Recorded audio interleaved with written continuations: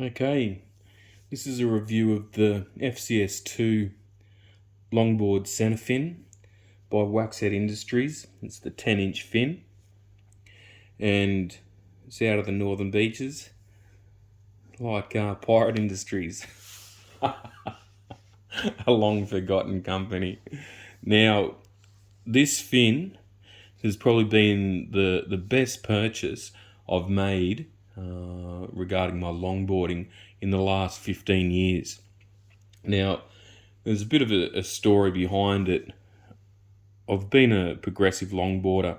I came to longboarding just because I was too heavy, over 100 kilos, and for shortboarding, and I just didn't have the float, wasn't having the fun, so just went for the volume of mini mouse, and then it progressively got bigger and bigger. And I've been surfing these for over 15 years now, and always surfed as a 2+1 setup, usually around a 6 to 8 inch centre fin with varying degrees of side bites. And I'd muck around with my fins quite a lot, and I could always feel, especially with the side bites, how it would, in slower waves, point breaks and so forth, it would slow up the board, and the board would hold higher in the wave.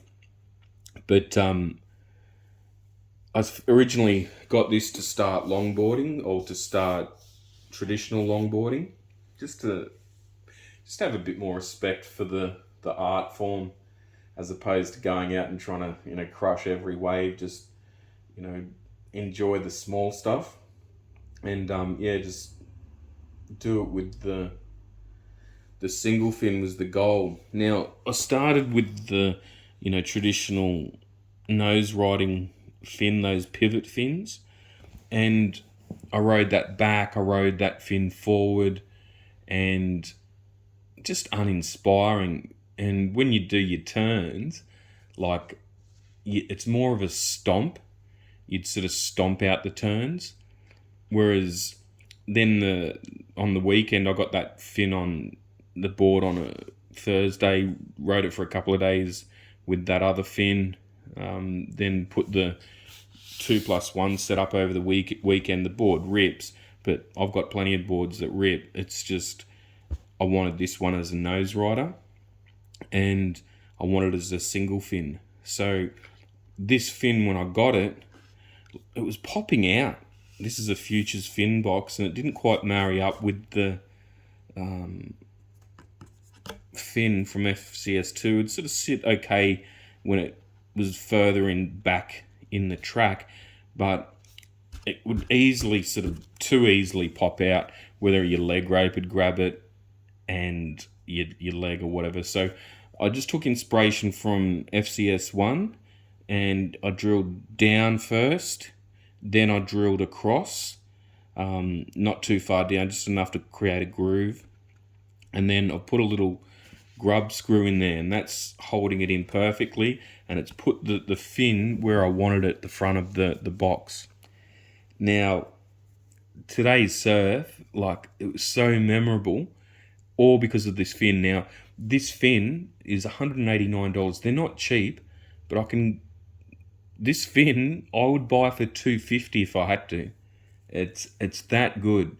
Now, I'll probably have to do a video explaining the differences between my experience with 2+1 to a single fin setup.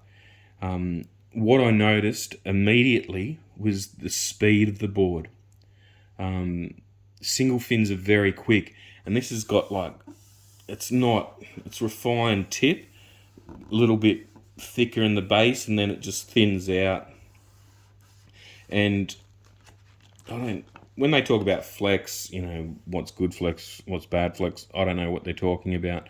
But what I'm thinking it might be is the return of energy when you're driving through turns. Now, when you've got this raked out bit here, not too far raked out, when they're too far raked out, they hang on a bit and you lose a little bit of performance. But when they've got this nice dolphin fin arch, it turned so well. This turned as well as any 2+1 I've ridden, and at no point it would drive through the turn, and then that flex would, give you that drive and that feedback when you're coming back around. And this was in 2-foot waves. At no point did I feel like it was gonna, spin out, or, the harder I pushed, the more feedback it gave. And not only that, the spray that was coming off the board, a lot of the times when you're driving around on the cutback, you rarely see the spray. This thing was like, I was, pushing spray forward. It was sick. I was so stoked after this surf with this fin. Like, it's everything I'd sort of researched online at all. And the amount of information you get is... These companies don't do a great job, promoting. There's one good video by the person who does the fin, but yeah, just getting someone to do some, reviews. Like, it's worth spending the money on this fin. It's hexy, and I was at one point thinking of sending it back because it wasn't, fitting in to the box properly. And I was like, trying to put screws in and this, that, and the other. Looked shit. But, that little grub screw there, it's so good. Absolutely fantastic. And I'm so happy with this fin. It's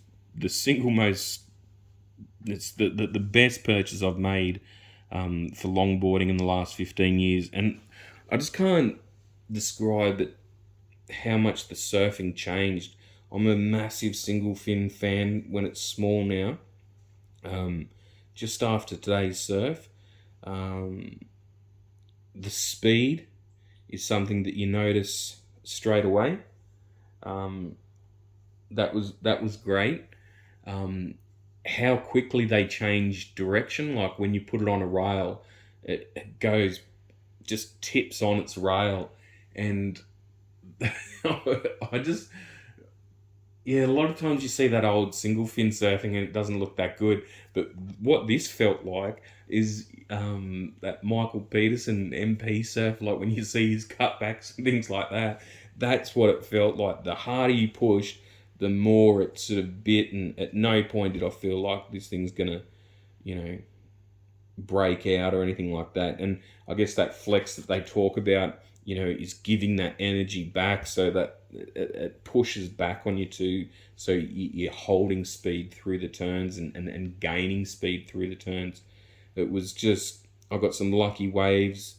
There weren't many, and I got a couple of them. And yeah, if you're thinking of getting this fin, just get it. Bite the bullet. But if you want to put in that little grub screw, it's not a bad idea. See, just like the FCS one, and then like see if you can see how thin this gets towards the tip. Just a beautiful fin.